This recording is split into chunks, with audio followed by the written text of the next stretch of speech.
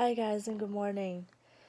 When I was a young girl around the age of 3, I was told no one was ever going to love me. And as a child, that hurts you, but in a way you don't understand. It also causes trauma. I wasn't given a chance in life, I was just tossed aside, like a piece of gum on the bottom of your shoe that you didn't even notice until you're about to throw away. What I remember is being cold all the time and wondering if I'd ever leave this horrible place. The one thing I really missed was my mamasha y papasha, which means mother and father in Russian.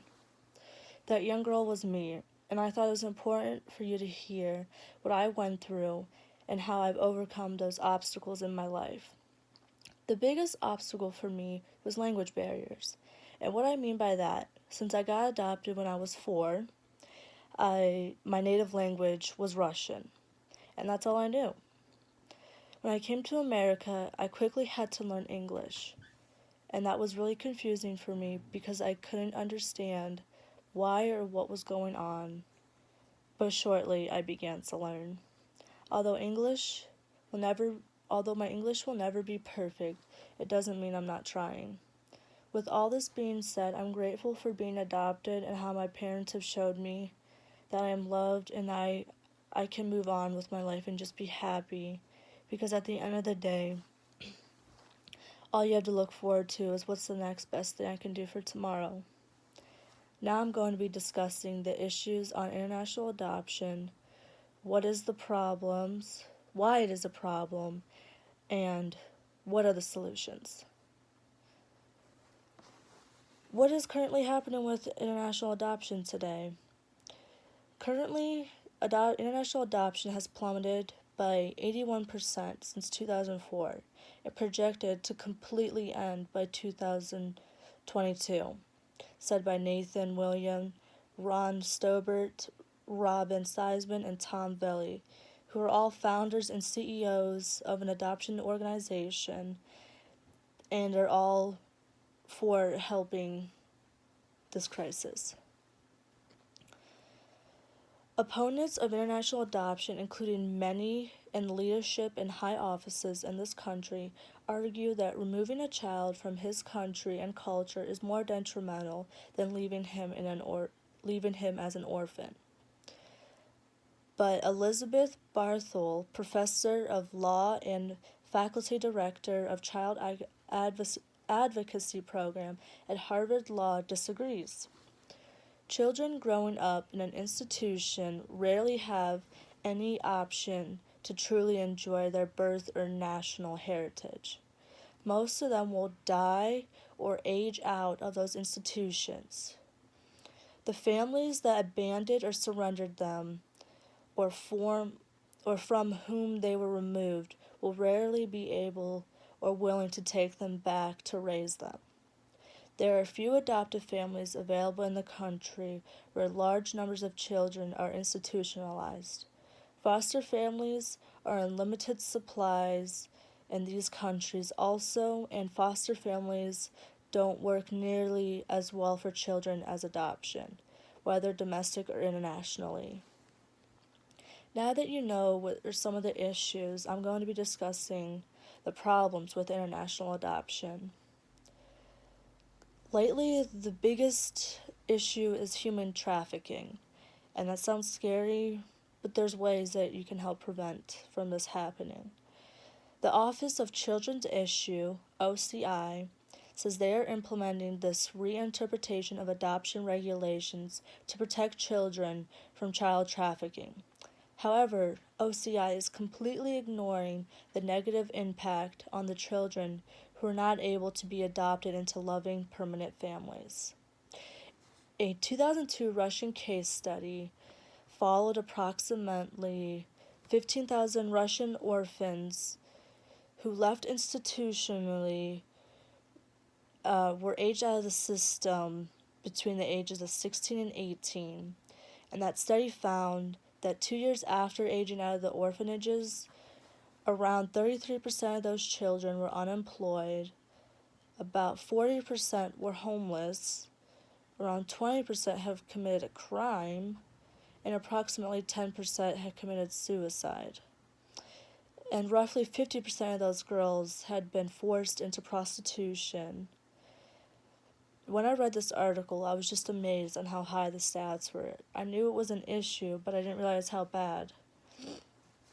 Another reason why international adoption has been declining is because there are multiple organizations within international and domestic adoption that is required for successful adoption. Throughout the past couple of years, all they've been doing is slaughtering the chances for those children getting into a loving home and a chance at life. Trish Mosque, the State Department and Chief of Adoption Division with OCI, Office of Children's Issue, gave COA, Council on Accreditation, a mandate to take action against agencies which they deemed inappropriate beyond the scope of their legal authority. COA refused, then made the decision to step out of the role as an accrediting entity, AE. Today, they reported last fall, Americans' only active accreditor of international adoption agencies quit.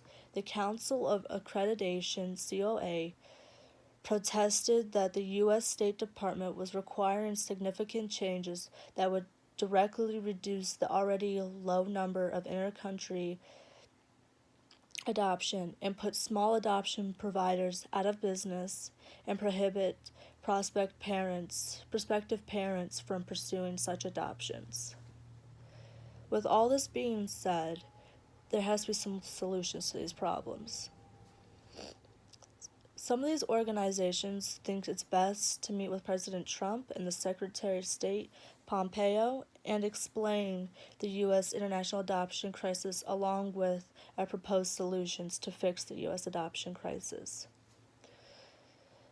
According to the Trump administrators, they began reinterpreting regulations on the accreditation of U.S. adoption services providers, and move adoption agencies say will make their already stringent accreditation standards harder and far more costly. Does that sound fair to the 1.5 million orphans out there in the world? I don't believe it's lawful for President Trump to overlook the international adoption crisis that he can help prevent. Trish Mosque, who is in the OCI, and many of her colleagues believe, an innovative new adoptive division chief who is strongly pro-adoption advocate and who has 10 plus years experiencing managing an adoption agency or adoption law practice should be hired and should be allowed to build new pro-adoption innovative team. This new hire could bring COA back to the table as an accrediting entity, AE, and work closely and collaboratively with the U.S. adoption commissions. I have to admit that their solutions can quickly turn things around, and international adoption will be back on the path for providing for families. The United States of America strongly supports ethical and expeditious international adoption, which is in the best interest for the children.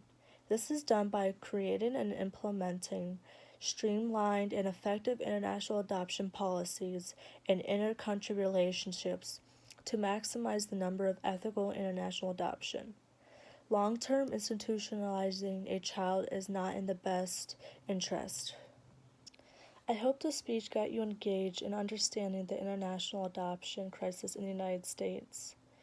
It would be devastating for many families and children in need if international adoption didn't exist, but only time will tell if these problems actually get resolved. One last thing I do have to say is if this was going on before 2000, I might as well just be dead.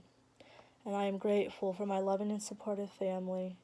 I wouldn't be here in the United States if it wasn't for them.